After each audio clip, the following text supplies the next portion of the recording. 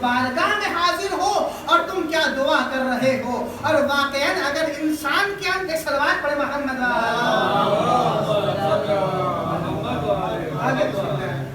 ایک اور صلوات پڑھے محمد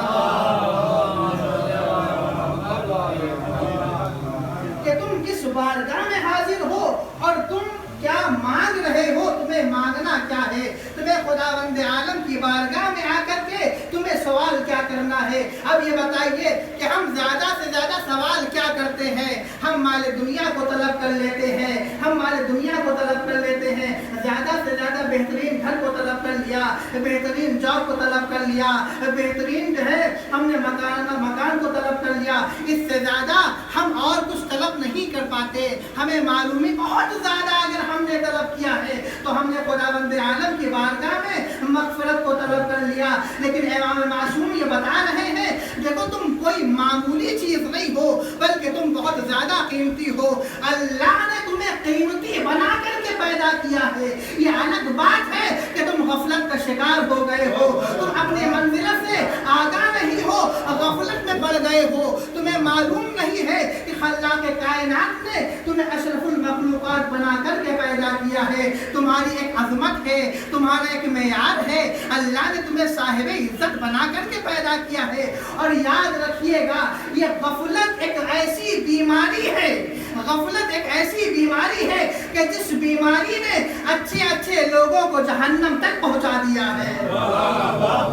غفلت ایک ایسی بیماری ہے کہ جس بیماری نے انسان کو جہنم تک پہنچا دیا ہے. یہ الگ بات ہے کہ ہم اس بیماری کو بہت معمولی بیماری تصور کرتے ہیں. عزیزان گرامی, جس طریقے سے انسان کا جسم بیمار ہوتا ہے اسی طریقے سے انسان کی روح بھی بیمار ہوتی ہے.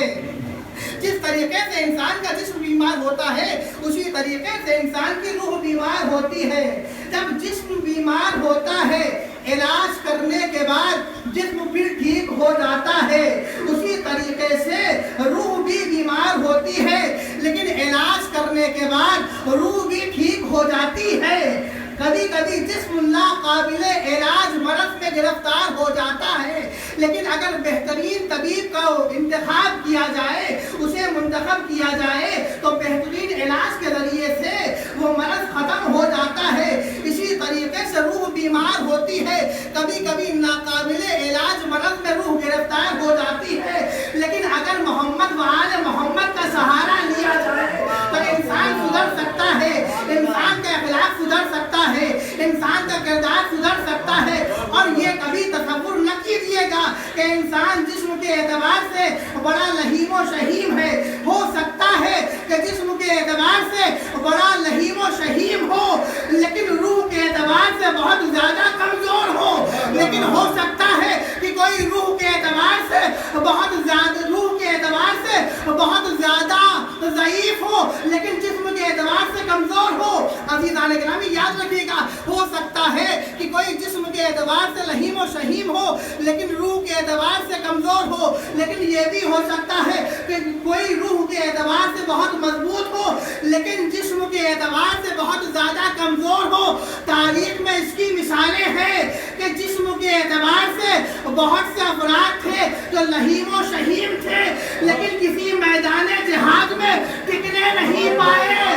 لیکن کچھ ایسے بھی ہیں کربلا کے میدان میں محض 6 مہینے کے تھے لیکن روح کے اعتبار سے اتنے زیادہ مضبوط تھے کہ موت کو سامنے دیکھا لبوں پہ مسکراہٹ آ گئی. ایک صلوات پڑھے محمد